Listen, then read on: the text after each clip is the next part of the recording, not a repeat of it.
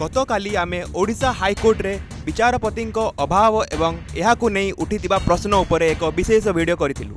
आउ एहार ठीक परदिन आसीछि एक बड़ अपडेट। ओडिशा हाईकोर्ट रे विचारपति नियुक्ति पाई 4 जण आईनजीवी ना सुपारिश करिछि सुप्रीम कोर्ट कॉलेजियम। अगस्त 18 तारिख रे कॉलेजियम यही सुपारिश करिछि। सुपारिश होइथिबा आईनजीवी माने हेले सस्मिता त्रिपाठी, आदित्य नारायण दास, रजजीत राय एवं गौतम मिश्र।